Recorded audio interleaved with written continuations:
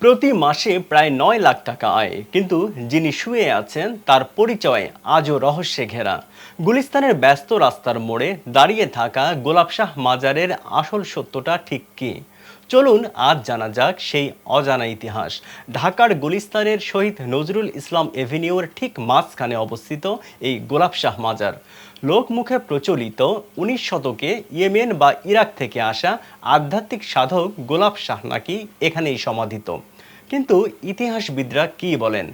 ইতিহাসবিদদের মতে এখানে মূলত অজ্ঞাত এক ব্যক্তির সমাধি ছিল। পরবর্তীতে গোলাপ শাহ নামের এক খাদেম সেই কবর দেখাশোনা করতেন। তিনি মারা যাওয়ার পর তাকেও পাশে সমাহিত করা হয়, আর নাম হয়ে যায় গোলাপ শাহ মাজার। জানলে অবাক হবেন, এর আগের নাম কিন্তু ছিল নিমগাছওয়ালা মাজার। আর এখানে থাকা একটি অস্থায়ী মসজিদ ৮০-র দশকে ওসমানী উদ্যানের কাছে সরিয়ে নেওয়া হয়।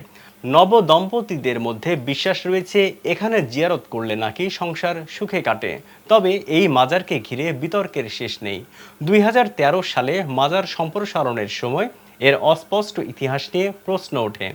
বর্তমানে প্রতি মাসে এখান থেকে প্রায় ৯ লাখ টাকা অনুদান ওঠে, যার একটা বড় অংশ স্থানীয় রাজনৈতিক নেতাদের পকেটে যাওয়ার অভিযোগ বহু পুরনো। সম্প্রতি ২০২৪ এর ছাত্র জনতার অভ্যুত্থানের পর এই মাজার ভাঙার একটি ফেসবুক ইভেন্টে প্রায় ২২,০০০ মানুষ আগ্রহ দেখায়। পরবর্তীতে মাজারটি রক্ষায় গত ১০ সেপ্টেম্বর ভক্তরা সেখানে জিয়ারত কর্মসূচি পালন করতে বাধ্য হন।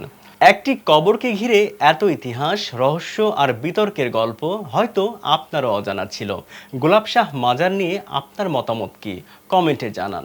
আর এমন আনকার্ড ও আকর্ষণীয় ঢাকার ইতিহাস জানতে পেজটি ফলো ও শেয়ার করতে ভুলবেন না। ধন্যবাদ।